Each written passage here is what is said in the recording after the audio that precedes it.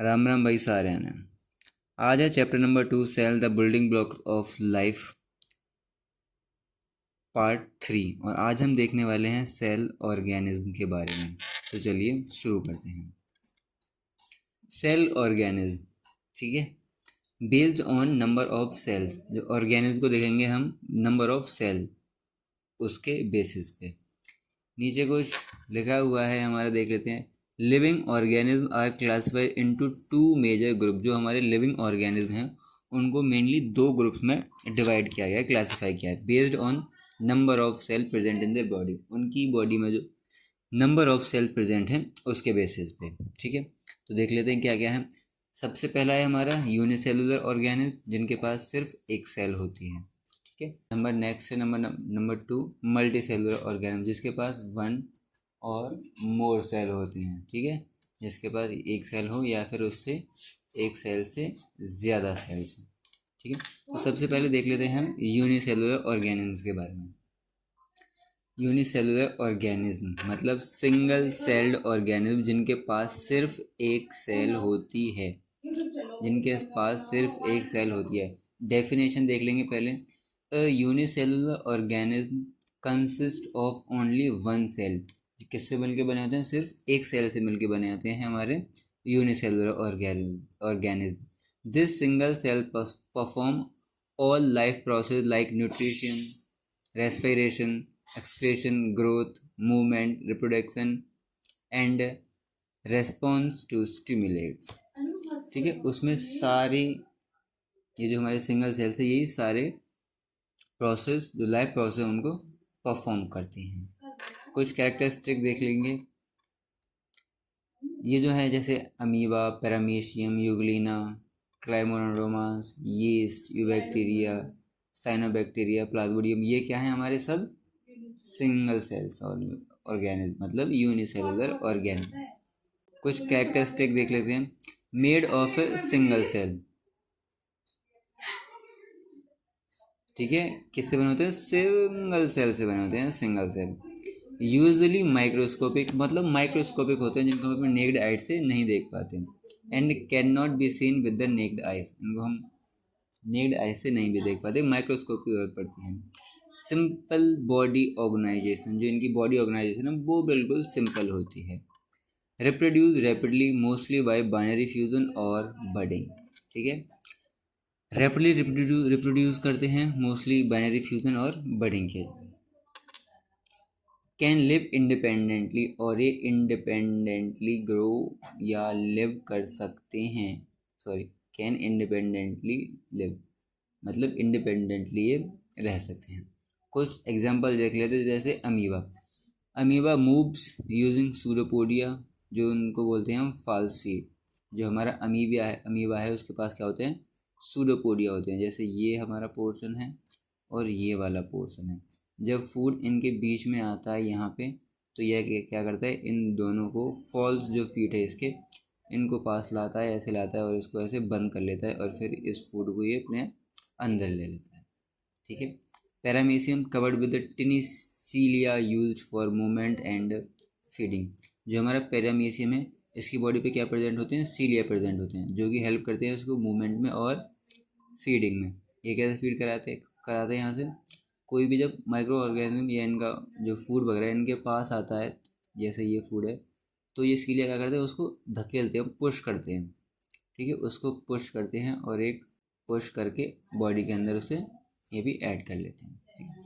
Euglena has chloroplast and can prepare its own food in sunlight, ठीक है। जो हमारा क्या है, क्लोमोनोडास है, उसके नहीं, कहाँ गया? यूग्लिना जो था उसके पास क्या होता है? क्लोरोप्लास्ट होता है। Chlamydomonas a unicellular green algae with 2 flagella. इसके पास क्या होते हैं? 2 फ्लैजेला होते हैं। यीस्ट है हमारा, reproduced by budding, use to baking and fermentation. Bacteria होगा इकोलाई, सिंपलेस्ट प्रोकैरियोटिक ऑर्गेनिज्म है एक, cyanobacteria. Photosynthetic bacteria also called blue green algae बोलते हैं इसको। प्लाज्मोडियम, अब आप एक बार ये पढ़ लेना, ठीक है। ये तो थे हमारे यूनिसेलुलर ऑर्गेनिज्म, जो एक सेल से मिलके बने होते हैं, ठीक है। अब आ जाते हैं multi cellular organism. Many cell organism जिनके पास बहुत सारी सेल्स होती हैं। डेफिनेशन देख लेंगे। A multi cellular organism is made up of many cell, बहुत सारी सेल से मिलके बने होते हैं। Different cell perform different specific functions, these cells work together to form cell. ठीक है, ग्रुप ऑफ सेल्स मिलकर टिश्यू बनाता है, फिर टिश्यू का भी ग्रुप मिलकर ऑर्गन बनाता है, फिर ऑर्गन का भी ग्रुप मिलके, बहुत सारे ऑर्गन मिलके बनाता है ऑर्गन सिस्टम, और एक ऑर्गन सिस्टम मिलके बनाता है हमारा एक ऑर्गेनिज्म। ठीक है, this is called division of labour. इसको हम बोलते हैं, इस प्रोसेस को हम बोलते हैं डिवीजन ऑफ लेबर।